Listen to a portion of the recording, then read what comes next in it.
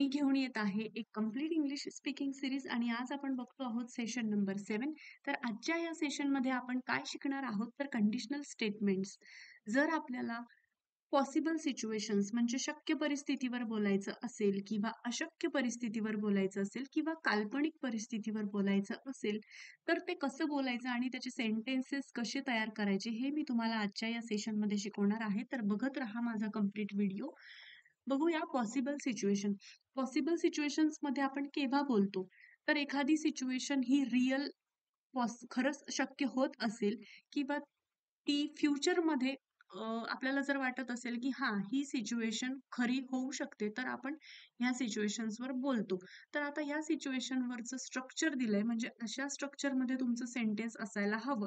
तर तुम्हाला बोलताना इफ पासून जर तर मराठीमध्ये आपण म्हणतो जर तर म्हणजे इफ देन ह्या सेंटेन्सच्या स्ट्रक्चरमध्ये तुम्हाला बोलायचं आहे. ओके. तर इफ नंतर तुम्हाला प्रेझेंट सिंपल टेन्स यूज करायचा आहे. नंतर कॉमा करून विल प्लस ऍक्शन वर्बचा फर्स्ट फॉर्म यूज करायचा आहे. तर इथे एक्झाम्पल म्हणून मी पहिलं एक्झाम्पल घेतलंय.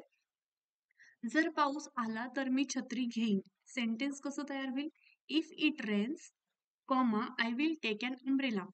त्या कॉमाच्या आधीचं सेंटेन्स तुम्हाला दिसतंय इफ इट रेन्स. ओके. जर पाऊस आला. आता इथे दिलंय if plus present simple use करायचं आहे. म्हणजे इफ प्लस आता इट रेन्स म्हणजे काय? इथे प्रेझेंट सिंपल टेन्स यूज केलेला आहे. आता कॉमाच्या ऐवजी तुम्ही देन सुद्धा यूज करू शकता. ओके. इथे देन सुद्धा यूज करू शकता. त्याच्यानंतर तुम्हाला विल प्लस V1 म्हणजे ऍक्शन वर्बचा फर्स्ट फॉर्म घ्यायचा आहे. So I will take an umbrella. Okay. So if it rains I will take an umbrella असं तुमचं सेंटेन्स तयार होईल. सेकंड सेंटेन्स बघूया. मला वेळ मिळाला तर मी तुझ्या भेटीस येईन. ओके. जर मला वेळ मिळाला, जर मला वेळ मिळाला म्हणजे if I get time then I will visit you. इथे तुम्ही कॉमाच्या ऐवजी देन सुद्धा यूज करू शकता. If then. Okay. So if I get time I will visit you असं सेंटेन्स तयार होईल. आता या सेंटेन्सचं स्ट्रक्चर हे असं आहे का तुम्ही व्हेरीफाय करू शकता. इफ नंतर तुम्हाला प्रेझेंट सिंपल टेन्स यूज करायचा आहे. तो प्रेझेंट सिंपल टेन्स इथे कसा घेतलाय? I get time. If I get time, comma नंतर I will visit you. Will नंतर तुम्हाला ऍक्शन वर्बचा फर्स्ट फॉर्म यूज करायचा आहे. सो सेंटेन्स कसं तयार होईल? If I get time I will visit you. Okay. Third sentence बघूया. तू खूप खाल्लंस तर तुला त्रास होईल. Okay. If you eat too much you will feel sick. तुम्ही असं सुद्धा लिहू शकता. If you eat too much then you will feel sick. Okay. असं तुमचं सेंटेन्स इथे तयार होईल. आता जसं इथे आपण पॉसिबल सिच्युएशन्स मध्ये कसं स्ट्रक्चर असायला पाहिजे सेंटेन्सचं आणि सेंटेन्सेस कसे तयार झाले पाहिजे हे बघितलंय. सो सेम वे आपल्याला इथे इम्पॉसिबल सिच्युएशन्स वरती सुद्धा बघायचं आहे. सो इम्पॉसिबल सिच्युएशन्स चे सेंटेन्सेस मी तुम्हाला दाखवते. ह्याचं स्ट्रक्चर असं असायला पाहिजे इफ प्लस पास्ट परफेक्ट. आता पास्ट परफेक्ट टेन्स म्हणजे काय? त्याचे फॉर्म्युलीज काय आहे आणि ते त्याचं सेंटेन्स कसं तयार करायचं हे मी माझ्या मागच्या सेशनमध्ये टेन्स वरती पूर्ण कंप्लीट माझं सेशन आहे ते तुम्ही अटेंड करा म्हणजे तुम्हाला टेन्सवर कंप्लीट एक आयडिया येऊन जाईल. आणि नंतर तुम्हाला देन नंतर किंवा कॉमा नंतर वुड हॅव यूज करायचंय. तर वुड हॅव वरती सुद्धा एक सेशन झालेलं आहे. त्याच्यामध्ये वुड हॅव, कुड हॅव, शुड हॅव असे असं काही मी मॉडेल्सच्या सोबत हॅव कसं यूज करायचंय ह्याचे सेंटेन्सेस बनवून दाखवले आहेत. सो वुड हॅवचा मीनिंग मराठीमध्ये असतो झालं असतं, केलं असतं, लाइक दॅट. ओके. वुड हॅवच्या नंतर तुम्हाला प्लस.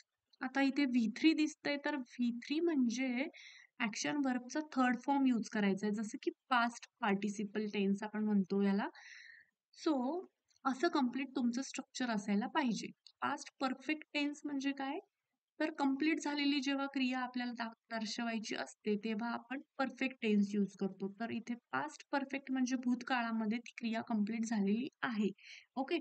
तर इम्पॉसिबल सिच्युएशन्स केव्हा यूज करतात? Unreal situations in the past. भूतकाळामध्ये ज्या गोष्टी खऱ्या नाहीयेत त्याच्यासाठी आपण इम्पॉसिबल सिच्युएशन यूज करतो. तर जास्त हेक्टिक न बनवता मी तुम्हाला डायरेक्टली सेंटेन्सेस दाखवते. पहिलं सेंटेन्स मी इथे घेतले. जर तिने अभ्यास केला असता तर ती परीक्षेत पास झाली असती. जनरली आपण असे वाक्य बोलतो बोलताना. ठीक आहे. तर हे पास्ट मध्येच आपण बोललोय ना. जर तिने अभ्यास केला असता तर ती परीक्षेत पास झाली असती. तर हे पास्ट मध्ये आहे. तर सेंटेन्स कसं तयार होईल? If she had studied. आता स्टडीड पास्ट परफेक्ट मी तुम्हाला आधीच सांगितले. परफेक्ट म्हणजे कंप्लीट झालेली क्रिया जर दर्शवायची असेल तर तुम्हाला परफेक्ट टेन्सचा यूज करायचा आहे. So if she had studied म्हणजे कंप्लीट झालेली क्रिया. ओके. जर तिने अभ्यास केला असता तर ती परीक्षेत पास झाली असती. तर कॉमा नंतर सेंटेन्स कसं तयार होईल? She would have passed the exam. Okay. आता इथे पास्ट हा ऍक्शन वर्बचा थर्ड फॉर्म घेतलाय आपण आणि इथे वुड हॅव दिसतंय तुम्हाला. Would have plus V3 use केलेला आहे. सेकंड एक्झाम्पल बघूया. ती लवकर आली असती तर ती त्याला भेटली असती. ओके. सेंटेन्स कसं तयार होईल? If she had come earlier. If she had come earlier she would have met him. She would have met him. Would have नंतर इथे ऍक्शन वर्बचा थर्ड फॉर्म यूज केलाय मेट. ओके. सो सेंटेन्स कसं झालंय तुमचं इथे तयार? If she had come earlier she would have met him. ती लवकर आली असती तर ती त्याला भेटली असती. ओके. थर्ड सेंटेन्स त्याने वेळ वाया घालवला नसता तर त्याचे काम पूर्ण झाले असते. आता हे सेंटेन्स कसं तयार होईल? स्ट्रक्चर मध्ये तुम्हाला पूर्ण फॉर्म्युले ऑब्झर्व करायचे आहे की कसं स्ट्रक्चर असायला पाहिजे. इफ नंतर तुम्हाला पास्ट परफेक्ट टेन्स यूज करायचा आहे. So if he had not wasted time he would have finished the work. असं सेंटेन्स कंप्लीट तयार होईल. ओके. आता इम्पॉसिबल सिच्युएशन्सच्या नंतर आपल्याला इमॅजिनरी सिच्युएशन्स वरती काही सेंटेन्सेस बघायचे आहेत. तर इमॅजिनरी सिच्युएशन कधी यूज करतो? It is used for unreal or imaginary situations. ज्या सिच्युएशन्स खऱ्या नसतात किंवा इमॅजिनरी म्हणजे की जर मी इथे आता एक्झाम्पल मध्ये बघू शकता, जर मी राष्ट्रपती असतो किंवा जर मी पक्षी असतो किंवा जर माझ्याकडे कार असती, अशा काही सिच्युएशन्स वर आपल्याला बोलायचं असेल तेव्हा इमॅजिनरी सिच्युएशन्स आपण त्याला म्हणतो. तर त्याचं स्ट्रक्चर कसं असायला पाहिजे? स्ट्रक्चर म्हणजे तुम्हाला फॉर्म्युला कसा यूज करायचा आहे? तर इफ नंतर तुम्हाला सिंपल पास्ट टेन्स यूज करायचा आहे. ओके. आणि त्याच्यानंतर कॉमा नंतर वुड प्लस ऍक्शन वर्बचा फर्स्ट फॉर्म यूज करायचा आहे. ओके. सो जर एक्झाम्पल असं असेल, जर माझ्याकडे कार असती तर मी कामावर कारने गेलो असतो. ओके. सेंटेन्स कसं तयार होईल? If I had a car I would drive to work. Okay. असं सेंटेन्स तयार होईल. If I had a car. जर माझ्याकडे कार असती तर देन नंतर काय सेंटेन्स होईल तयार? I would drive to work. Okay. आता सेकंड सेंटेन्स बघूया. जर मी पक्षी असतो तर मी आकाशात उंच उडालो असतो. ठीक आहे.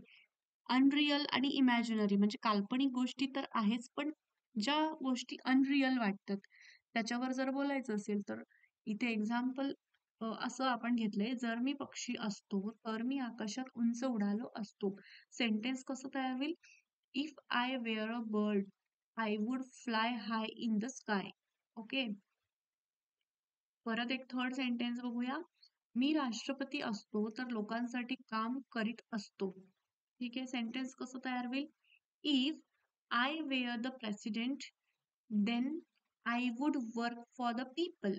तुम्ही देन नाही घेतलं तरी चालेल. इथे कॉमा नंतर तुम्हाला सेंटेन्स लिहिता येईल. If I were the president comma I would work for the people असं सेंटेन्स तयार होईल. आय होप की तुम्हाला हे सेशन समजलं असेल. तुम्ही सुद्धा अशा वेगवेगळ्या सिच्युएशन्स वरती बोलण्याची प्रॅक्टिस करत राहा. तोवर मी घेऊन येते माझं next session. And thanks for watching and we will see our next session soon. तुम्हाला व्हिडिओ आवडल्यास नक्की लाईक करा, शेअर करा आणि सबस्क्राईब करा. थँक्यू.